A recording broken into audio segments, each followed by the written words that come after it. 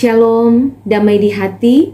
Jumpa lagi dengan saya Pendeta Heni Momongan. Salam sukacita dan damai sejahtera bagi kita semua. Saudara-saudaraku yang diberkati Tuhan, marilah saya mengajak kita untuk merenungkan firman Tuhan lewat bacaan Gemim di penghayatan Minggu Sengsara yang ke-6. Sebelum kita membaca dan merenungkan firman Tuhan, mari kita satu dalam doa, kita berdoa. Segala pujian dan hormat kami persembahkan bagimu ya Tuhan, karena sungguh besar kasih setiamu melimpah di hidup kami. Di saat yang indah ini kami mau mendengar sabda Tuhan. Roh Kudusmu bimbinglah kami, agar kami semakin mengerti kehendak-Mu, iman kami semakin bertumbuh, dan kami hidup di jalan kebenaran dan berkenan di hadapan-Mu ya Tuhan. Kami sambut firman-Mu dalam nama Yesus. Amin. Saudara-saudaraku yang diberkati Tuhan, bacaan kita di Minggu Sengsara yang ke-6 dalam Injil Lukas pasal 23 ayat 33 sampai 43. Di bawah judul Yesus disalibkan. Ketika mereka sampai di tempat yang bernama Tengkorak, mereka menyalibkan Yesus di situ dan juga kedua orang penjahat itu, yang seorang di sebelah kanannya dan yang lain di sebelah kirinya. Yesus berkata, "Ya Bapa, ampunilah mereka, sebab mereka tidak tahu apa yang mereka perbuat." Dan mereka membuang undi untuk membagi pakaiannya. Orang banyak berdiri di situ dan melihat semuanya. Pemimpin-pemimpin mengejek dia, katanya, "Orang lain ia selamatkan, biarlah sekarang ia menyelamatkan dirinya sendiri, jika ia adalah Mesias, orang yang dipilih Allah." Juga prajurit-prajurit mengolok-olokkan dia. Mereka mengunjukkan anggur asam kepadanya dan berkata, "Jika engkau adalah raja orang Yahudi, selamatkanlah dirimu." Ada juga tulisan di atas kepalanya, "Inilah raja orang Yahudi." Seorang dari penjahat yang digantung itu menghujat dia, katanya, "Bukankah engkau adalah Kristus? Selamatkanlah dirimu dan kami." Tetapi yang seorang menegur dia, katanya, "Tidakkah engkau takut juga tidak kepada Allah? Sedang engkau menerima hukuman yang sama, kita memang selayaknya dihukum, sebab kita menerima balasan yang setimpal dengan perbuatan kita. Tetapi orang ini tidak berbuat sesuatu yang salah." Lalu ia berkata, "Yesus, ingatlah akan aku apabila engkau datang sebagai raja." Kata Yesus kepadanya, "Aku berkata kepadamu, sesungguhnya hari ini juga engkau akan ada bersama-sama dengan aku di dalam Firdaus." Demikian firman Tuhan. Saudara-saudaraku yang diberkati Tuhan, di Minggu Sengsara yang ke-6 kita dituntun lewat perenungan dengan tema tersalib sekalipun tidak bersalah. Nah, saudara-saudaraku, apa yang ada di benak kita ketika kita mendengar kata salib? Apakah hanya sekedar hiasan atau aksesoris yang kita pakai, atau aksesoris dalam rumah menandakan bahwa kita adalah orang Kristen, atau juga ornamen di perayaan Minggu-Minggu Sengsara? Adakah kita merenungkan dan menghayati arti salib yang sesungguhnya? Berbicara tentang kekristenan tidak bisa terlepas dari salib. Dan bicara tentang siapa Yesus Kristus tidak bisa terlepas dari peristiwa di Golgota. Karena itu salib dan penderitaan adalah hal yang substansial atau hakiki yang mendasar dalam kehidupan beriman orang Kristen. Penyaliban Yesus Kristus adalah karya penyelamatan Allah bagi orang-orang berdosa, sehingga kita manusia yang berdosa diperdamaikan dengan Allah. Salib adalah kemuliaan Injil. Dengan salib Kristus kita beroleh hidup. Salib juga menandakan kasih Kristus yang menyelamatkan. Pemberitaan tentang Yesus tidak pernah berubah sekalipun zaman berubah. Injil Lukas memuat cerita tentang Yesus sebagai juru selamat dunia lewat karya agung Allah kepada manusia. Tulisan Injil Lukas ini ditujukan kepada Theophilus, dalam bahasa Yunani sahabat Allah yang mulia. Dapat kita temukan dalam Injil Lukas pasal 1 ayat 1. Sebagai tokoh masyarakat yang sudah percaya kepada Kristus, Nah, Lukas yang adalah seorang dokter atau tabib yang kekasih, Lukas menceritakan bahwa Allah mengutus Yesus Kristus menjadi juru selamat melalui jalan Via Dolorosa. Via Dolorosa berasal dari bahasa Latin yang berarti jalan kesengsaraan atau jalan penderitaan. Via Dolorosa merupakan sebuah jalan di kota Yerusalem kuno. Jalan ini adalah jalan yang dilalui Yesus sambil memanggul salib menuju tempat penyalipannya di Bukit Kalvari atau Golgota. Via Dolorosa merupakan makna yang mendalam di hati umat Kristen karena jalan yang dianggap paling hina itu harus ditempuh oleh Yesus demi menyelamatkan umat manusia dari kuasa dosa. Sungguh sebuah pengorbanan yang tak ternilai harganya. Demi cintanya akan manusia, Tuhan rela mengorbankan nyawanya. Saudara-saudaraku yang diberkati Tuhan, bacaan kita dalam Injil Lukas pasal 23 ayat 33 sampai 43 menceritakan secara lengkap tentang penyalipan Kristus di kayu salib oleh tentara Romawi di Bukit Golgota yang berarti tempat tengkorak. Dalam bahasa Yunani, kranion, dan dalam bahasa Inggris sering dipakai dengan nama Kalvari. Hukuman salib sungguh sangat kejam dan dianggap sebagai kutuk. Dengan sengaja mereka menyalibkan Yesus bersama-sama dengan dua orang penjahat. Ini tanda penghinaan mereka atas Yesus.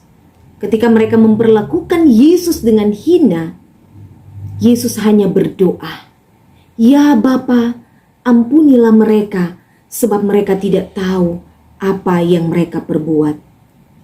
Yesus berdoa memohon pengampunan untuk mereka, yang menunjuk kepada orang banyak yang ikut menuntut agar Yesus disalibkan, dan juga semua orang yang hadir pada saat penyalipan Yesus. Yesus tidak membalas kejahatan dengan kejahatan, tetapi ia membalasnya dengan pengampunan. Pakaian Yesus pun diperebutkan dengan cara membuang undi dan membagi pakaiannya sebagai upah mereka yang menunjukkan jubah itu hampir tidak punya harga sama sekali. Selanjutnya orang banyak yang melihat dan menonton penyalipan Yesus serta para pemimpin-pemimpin Yahudi yang dianggap terhormat dan bermoral justru mengejek dan menghujat Yesus. Mereka menyindir dan menghina. Orang lain ia selamatkan, biarlah sekarang ia menyelamatkan dirinya sendiri. Mereka menentangnya untuk menyelamatkan dirinya sendiri. Bahkan juga para prajurit sebagai eksekutor atau pelaksana penyalipan Yesus mengolok-olok dia dan memberikan anggur asam. Anggur asam adalah minuman anggur biasa yang campurannya pahit dengan harga murahan, biasa diminum oleh orang-orang miskin, yang juga sebagai bentuk penghinaan kepada Yesus untuk mempercepat kematiannya. Mereka juga menghina dengan menuliskan di atas kepalanya, "Inilah Raja orang Yahudi." Hal ini merupakan kebiasaan orang Yahudi menulis di atas kepala dengan tulisan apapun yang memberi keterangan bentuk kejahatan dan tuduhan apa yang dilakukan oleh orang tersebut. Nah, saudara-saudara yang diberkati Tuhan, selanjutnya dua orang yang disalibkan di samping Yesus, yang satu menghujat dengan mengatakan, "Bukankah engkau adalah Kristus? Selamatkanlah dirimu dan kami." Sudah dihukum dengan kejahatannya, tapi dia masih menghujat serta mengucapkan penghinaan yang sangat luar biasa kepada Yesus. Dan ini merupakan simbol orang yang tidak percaya dan tidak memiliki rasa takut akan Allah. Penjahat yang satu menegur dia, "Tidakkah engkau takut juga tidak kepada Allah, sedang engkau menerima hukuman yang sama? Kita memang selayaknya dihukum sebab kita menerima balasan yang setimpal dengan perbuatan kita. Tetapi orang ini tidak berbuat sesuatu yang salah." Di ayat 41. Hal yang benar yang diucapkan bahwa Yesus tidak berdosa, namun dituduh berbuat jahat. Kemudian ia berkata lagi, "Yesus, ingatlah akan aku apabila engkau datang sebagai Raja." Perkataannya mengandung pengakuan dalam percaya bahwa Yesus Raja di atas segala raja, dan akan memberikan keselamatan kepada setiap orang yang percaya. Yesus berkata, "Hari ini juga engkau akan ada bersama-sama dengan aku di dalam Firdaus." yang menunjuk kepada kebahagiaan sorgawi, duduk bersamanya dan menikmati kemuliaannya. Nah, saudara-saudara yang dikasihi dan diberkati oleh Tuhan, dari kisah penyaliban Yesus ini ada beberapa hal yang perlu kita maknai dalam hidup beriman. Yang pertama, salib adalah lambang penghinaan dan penderitaan. Yesus tersalib sekalipun tidak bersalah dengan penyaliban yang sangat mengerikan. Seolah tak cukup siksaan jasmani yang kejam, ditambah lagi dengan hinaan dan olok-olok yang menyerang mental. Inilah mutiara yang berharga untuk kita hayati sebagai perwujudan cinta kasihnya bagi kita. Tak peduli sesakit apa tubuhnya, sekeras dan sekejam apa hinaan yang ditumpahkan kepadanya, dia hanya memandang pada apa yang menjadi tujuannya. Walau maut sudah di depan mata, tidak menyurutkan langkahnya untuk menjalaninya sampai selesai. Semua dilakukannya untuk kita manusia yang berdosa. Yesus telah menampilkan dengan benar apa itu kerendahan, dan dengan kerendahan itu ia ditinggikan. Filipi 2 ayat 6-8, yang walaupun dalam rupa Allah, tidak menganggap kesetaraan dengan Allah itu sebagai milik yang harus dipertahankan, melainkan telah mengosongkan dirinya sendiri dan mengambil rupa seorang hamba dan menjadi sama dengan manusia. Dan dalam keadaan sebagai manusia, ia telah merendahkan dirinya dan taat sampai mati, bahkan sampai mati di kayu salib. Hanya dengan kerendahan hati, maka kita dapat memaknai penderitaan Kristus secara sungguh dan benar. Hal yang kedua, saudara, salib Kristus membawa pengampunan. Ketika diperlakukan dengan tidak adil, bahkan dengan sangat kejam, Yesus hanya berdoa kepada Bapanya, memohon pengampunan bagi mereka yang telah menyalibkan dia. Ya Bapa, ampunilah mereka, sebab mereka tidak tahu apa yang mereka perbuat. Mengampuni bukanlah suatu perkara yang mudah, saudara-saudara. Ketika kita disakiti, ketika kita dikecewakan, ketika kita difitnah dan dihina, terkadang bagi kita melepas pengampunan terasa begitu berat. Namun sebagai orang percaya, mengampuni adalah sebuah keharusan. Perenungan-perenungan kita di minggu-minggu sengsara ini begitu menekankan pada pengampunan, mengampuni, memaafkan, mengasihi. Mengapa harus mengampuni? Karena kita semua adalah orang-orang berdosa. Tidak ada satu manusia pun di dunia ini yang tidak pernah berbuat salah. Tetapi kisah penyaliban Yesus adalah tanda bahwa kita telah diampuni. Maka seharusnya kita harus hidup saling mengampuni satu dengan yang lain. Karena dengan mengampuni, dosa-dosa kita pun diampuni. Hal yang ketiga, saudara-saudara, salib Kristus mengubahkan hidup kita. Pengorbanan Kristus yang sungguh mulia dan berharga hendaknya kita jadikan sebagai momentum pembaharuan hidup. Meninggalkan dosa-dosa kita, berbalik, bertobat, dan hidup sesuai kehendak Tuhan. Sebab kita manusia penuh dengan dosa di hadapannya. Dan dosa yang memisahkan kita dengan Allah, dosa menjauhkan kita dari Allah, dosa adalah penghalang bagi kita menerima janjinya. Karena itu, selagi masih ada waktu dan kesempatan, mari kita kembali kepadanya. Jangan kita keraskan hati, jangan sampai kita kehilangan janjinya, anugerahnya, dan keselamatan darinya. Bersama Yesus di Firdaus, ada kebahagiaan sorga.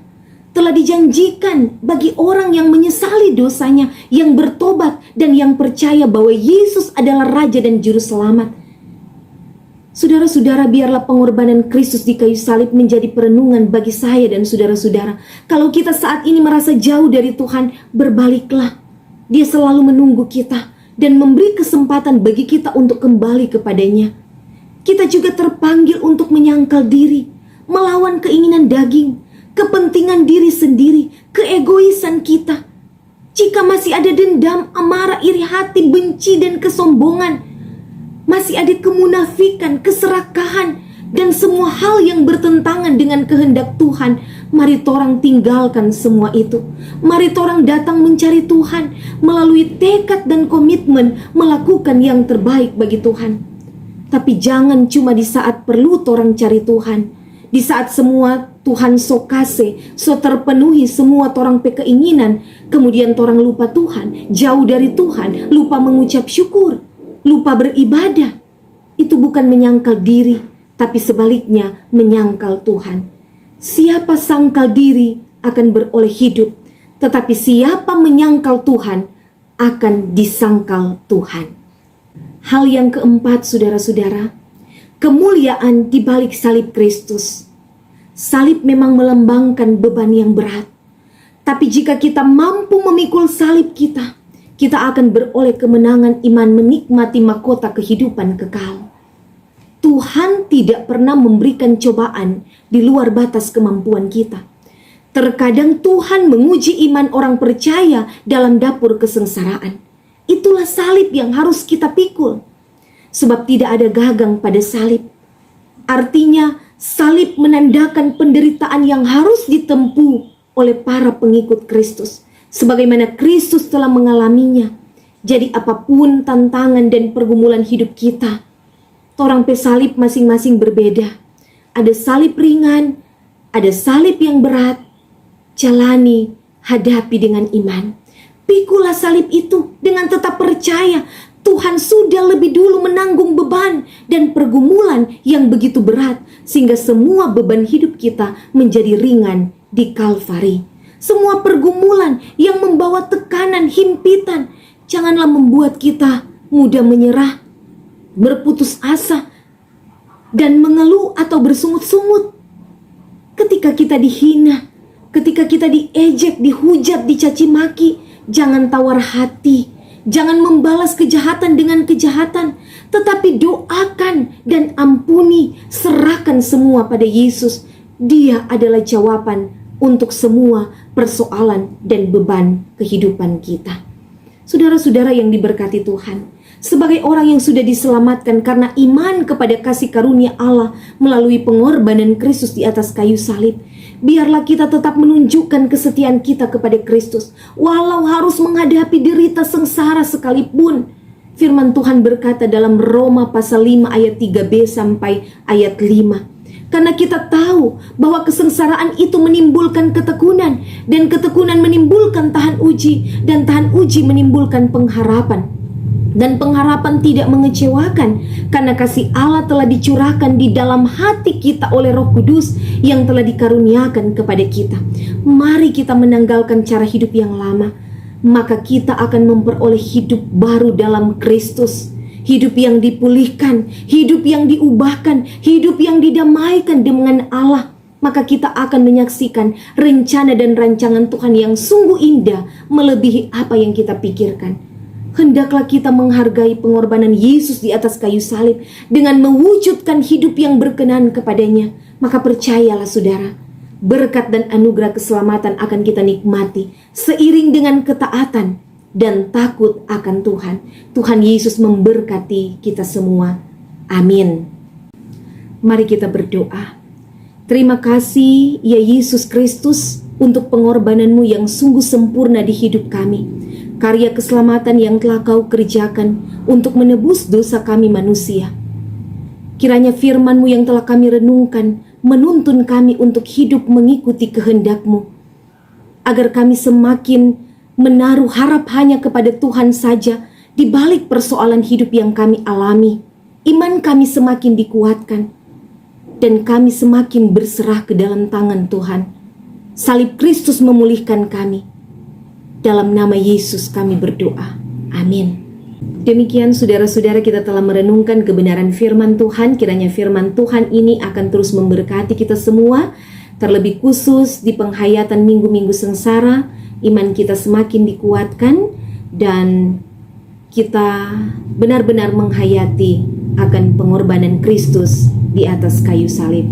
Tuhan Yesus menolong dan memberkati kita semua. Shalom, damai di hati.